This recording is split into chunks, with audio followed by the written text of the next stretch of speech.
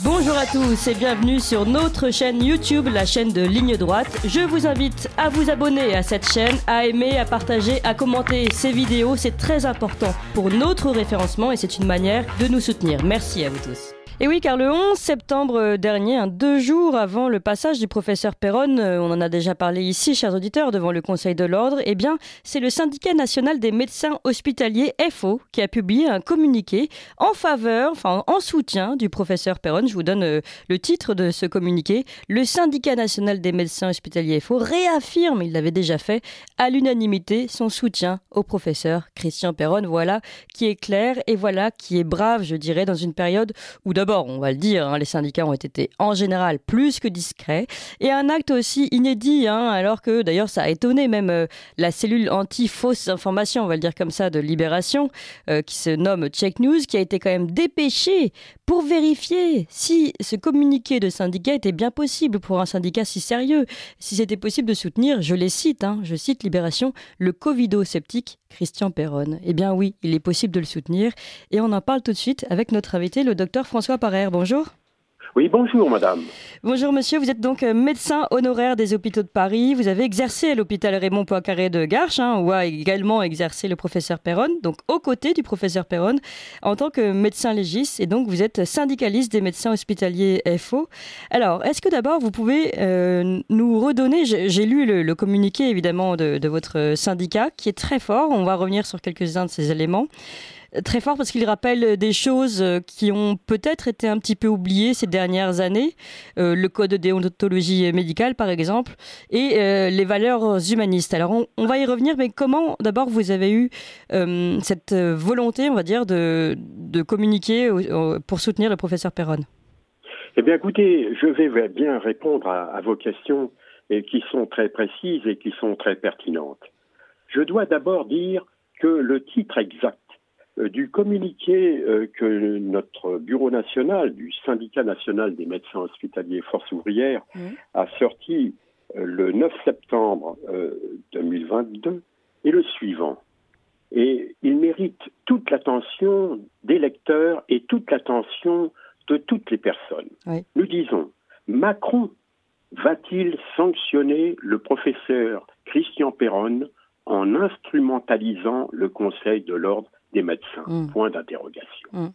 Autrement dit, le sujet de toute cette histoire, le sujet en tant que primum movens, en tant que celui qui déclenche l'affaire, c'est M. Macron. Et celui qui est instrumentalisé, c'est le Conseil de l'Ordre. Et celui qui est visé, c'est le professeur Christian Péronne. Voici les trois éléments, les trois protagonistes, si l'on peut dire, de cette affaire. Car il s'agit bien d'une affaire. Et donc, en effet, vous avez à juste raison souligné que nous sommes, attachés à la défense de la déontologie médicale. Comme vous le savez, le Conseil national de l'Ordre doit être, je dis bien, le garant de ce code de déontologie. Et j'y reviendrai, ce code de déontologie, nous pensons, nous y sommes attachés en tant que syndicat. C'est-à-dire que ce qu'il faut bien comprendre, c'est en tant que syndicat de médecins hospitaliers faisant partie de cette grande confédération ouvrière qui est Force ouvrière, nous sommes, un syndicat. C'est-à-dire que nous ne sommes pas, une association d'opinion. Nous ne sommes pas une société savante médicale. Nous ne sommes pas là pour donner un avis médical. Nous sommes là sur le terrain strict de la défense des médecins hospitaliers. C'est-à-dire que nous sommes sur le terrain strict de la défense du statut. Le statut qui régit le fonctionnement et les droits des médecins hospitaliers qui exercent donc dans les hôpitaux de France et de Navarre. J'ai moi-même exercé à l'hôpital Raymond Poincaré, comme vous l'avez dit, comme médecin légiste et anatomopathologiste. Alors quel est le problème? Le problème de fond, c'est que le professeur Christian Péronne est en quelque sorte poursuivi à la demande, il faut être clair, de M. Macron par l'intermédiaire de M. Martin Hirsch. M. Martin Hirsch, qui, comme vous le savez, et comme nos auditeurs doivent le savoir, a été le directeur général de l'assistance publique des hôpitaux de Paris pendant 9 ans. Il a donné récemment sa démission. Et qu'a-t-il fait? Il a demandé l'affaire débute le 1er décembre 2020. Elle débute de la façon suivante, c'est qu'à la demande de M. Martin Hirsch, le directeur général de l'AP, la commission médicale d'établissement de l'assistance publique, qui est une représentation, on va dire, de médecins de l'assistance publique, qui est composée de membres élus, mais également de membres de droit, et a voté, tenez-vous bien, à l'unanimité, moins une abstention, une motion qui condamne monsieur le professeur Christian Perronne pour avoir eu des propos considérés comme étant malveillants vis-à-vis d'un confrère. Bon, peu importe, ça c'est l'argumentation, l'argussie pour accrocher le professeur. Et elle le condamne sévèrement. Et à partir de là, donc, monsieur Martin Hirsch lui supprime sa chefferie de service avec ce que cela constitue. Oui. De plus, il demande à cette CME que M. Christian Perronne soit traduit devant une chambre disciplinaire du Conseil de l'Ordre. C'est du jamais vu. Mais le point de départ d'une affaire est très important à comprendre. Ce point de départ est un déni de justice. Pourquoi ? Eh bien, tout simplement parce que cette commission médicale d'établissement de l'assistance publique n'a pas été informée des faits qui étaient soi-disant reprochés au professeur Perronne. Deuxièmement, le professeur Christian Perronne n'a pas été sollicité pour donner son avis, n'a pas été même averti que ce point serait à l'ordre du jour de cette commission médicale d'établissement. Aussi, c'est dans le secret que cette condamnation a été faite. Et donc là, le point de départ en premier est un déni de justice. Mais ce point de départ permet ensuite cette instrumentalisation, ce qui nous permet, dans notre communiqué, de dire Macron va-t-il sanctionner le professeur Christian Perronne en instrumentalisant le Conseil de l'Ordre des médecins. Nous y voilà. Nous sommes clairs, je viens de vous donner une explication et je vous en ai fait une démonstration. Il ne s'agit aucunement d'une affirmation ni d'une opinion. Et nous ne sommes pas, nous, sur le terrain, comme je vous le disais, qui pourrait être celui d'une société médicale savante, qui serait une opinion sur tel et tel traitement fait dans telle ou telle circonstance. Nous sommes sur le terrain du droit. Le droit qui nous est garanti encore dans nos statuts, nous y venons, de l'indépendance professionnelle des médecins. Car en effet, c'est cette indépendance professionnelle des médecins qui a été attaquée durant toute cette épidémie de Covid par, disons, les directives et les directives, disciplinaires, on va dire, qui ont été faits privatives de liberté par le gouvernement de M. Macron.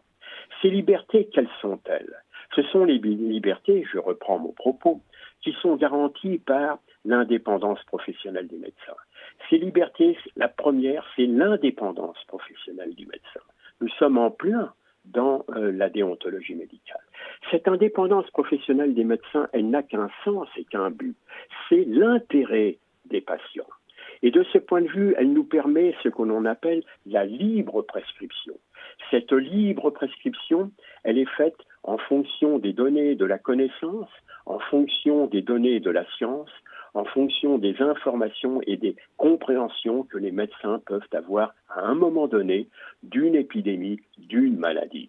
Et elle implique que donc le médecin délivre à ce moment-là ce qu'on appelle en son âme et conscience, d'une certaine façon, en conscience et pour le bien du malade, les soins et les prescriptions qui sont nécessaires à l'état de santé de ce malade. Et donc, nous reprenons les choses. Indépendance professionnelle des médecins, liberté de prescription, mais également une autre liberté qui a été touchée, qui a été rendue illégale par ce soi-disant état d'urgence décrété par le gouvernement, qui est cette liberté de communiquer, donc, comme je vous le disais, entre médecins, et surtout pour un médecin universitaire, comme le professeur Christian Perron, qui est reconnu comme un expert international, ayant siégé à la tête de nombreuses commissions européennes et internationales qui étaient compétentes en matière d'épidémie, qui étaient compétentes en matière de maladies infectieuses et tropicales, dont le professeur Christian Perron, comme professeur, a exercé durant de longues années. Et donc, c'est donc, je le reprends, indépendance professionnelle, liberté de prescription, liberté de communiquer, mais également une autre liberté a été touchée par cette fameuse loi du 5 août 2021 qui a imposé à l'ensemble des personnels soignants de nos hôpitaux, mais également à l'ensemble des médecins hospitaliers, mais également des médecins qui exercent dans le secteur libéral, qui leur a imposé d'être vaccinés. Or, madame, je vous remercie de me donner la parole pour réaffirmer une chose qui est un droit déontologique, c'est le droit aux soins éclairés qui est un droit pour les malades. Nous sommes toujours là, c'est pour les malades. Le centre de tout ça, c'est pour les malades.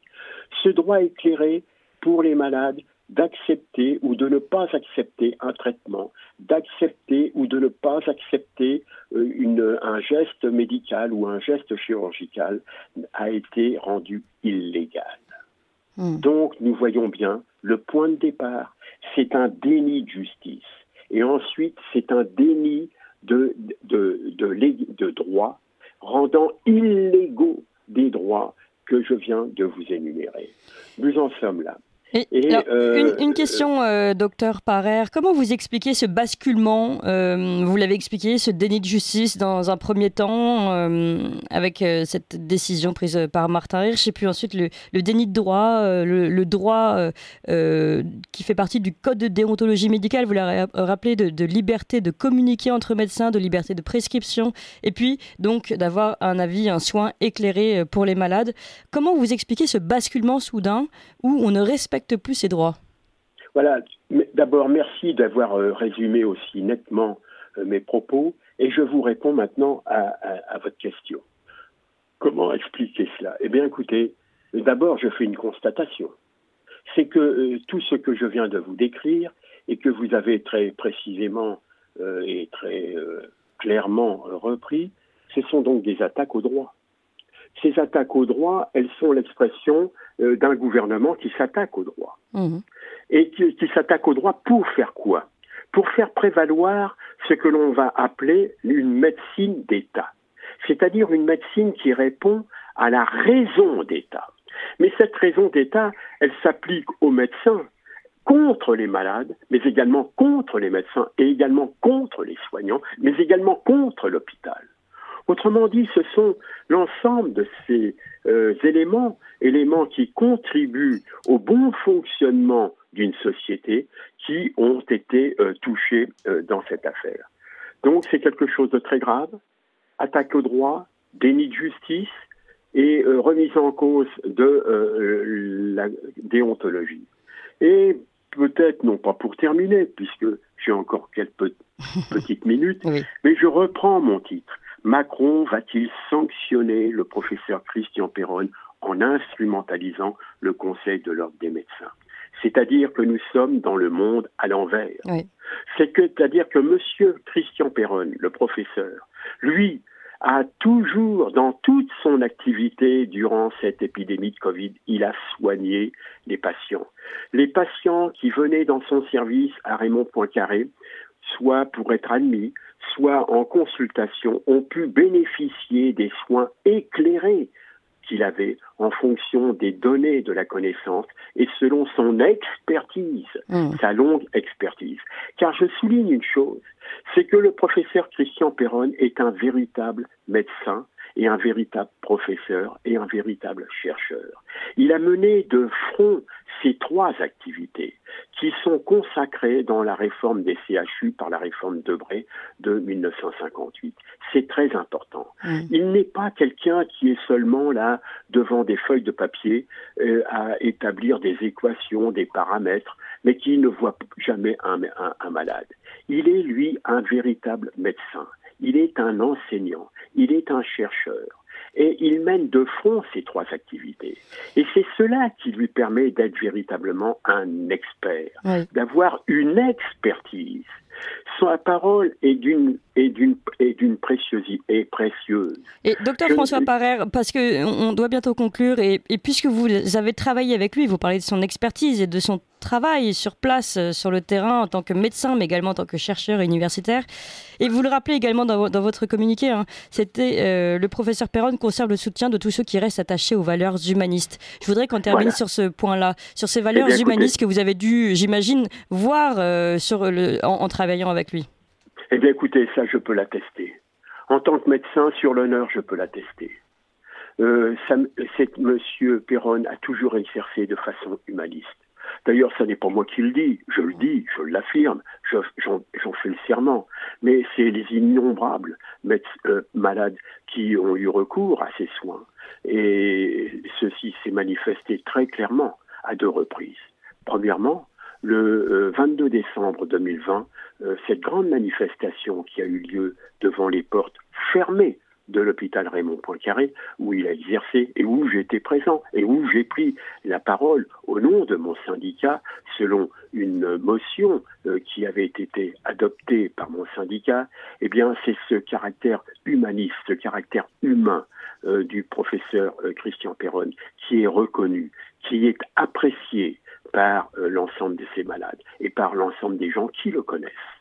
Et donc, c'est à cette occasion, donc il y avait beaucoup de monde. Il y avait probablement 800 personnes. Et moi, j'ai pris la parole pour dire, nous exigeons la levée des sanctions. Eh bien, et nous continuons à dire, nous exigeons la levée des sanctions. Et il y a eu, le 13 septembre dernier, il y a 2 jours, à l'occasion de sa comparution devant la chambre disciplinaire ordinale du Conseil régional d'Île-de-France, il y a eu également, là aussi, plusieurs manifestations de patients, de la population, qui sont venues, beaucoup de dames d'ailleurs, parce que les dames sont très sensibles à ces questions. Elles sont très sensibles en tant que femmes, en tant que mères, en tant que grand-mères, à toutes ces qualités humaines et à également ces droits, ces libertés de prescription, toutes ces libertés que j'ai énumérées. Et là, donc, il y avait là aussi une grande manifestation. Et ces dames, en grande majorité, disaient « Merci, professeur. Merci, professeur. » Quel témoignage plus poignant, plus émouvant peut-on donner?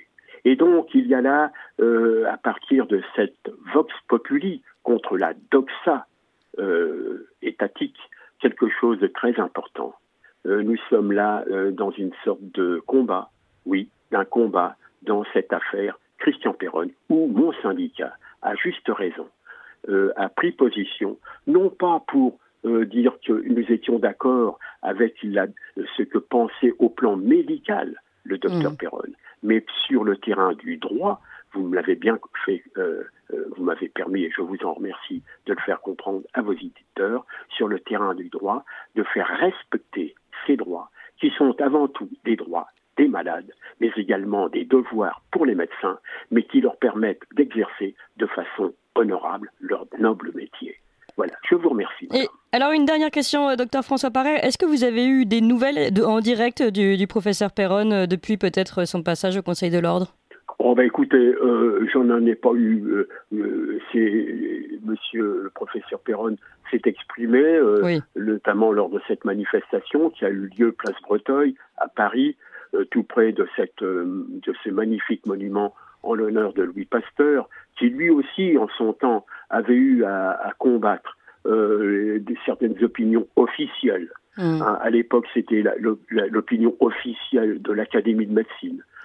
C'est bon de rappeler ces choses. Qui était, elle, pour dire que elle développait la théorie de la génération spontanée. Non.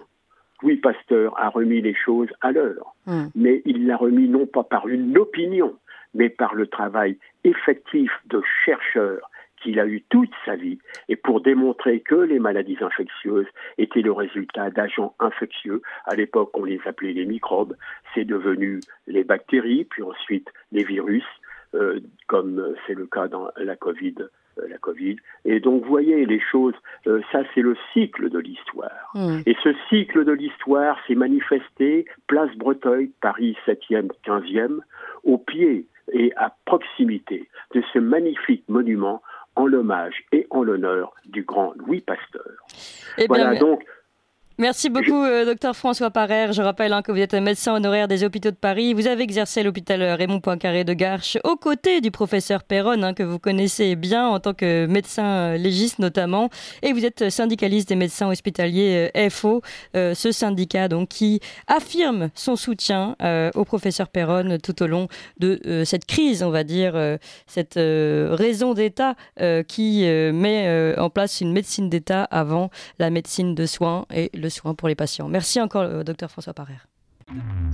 Vous appréciez cette émission? Alors aidez Radio Courtoisie à en produire d'autres en indépendance totale. Rendez-vous sur soutenir.radiocourtoisie.fr. Merci d'avance.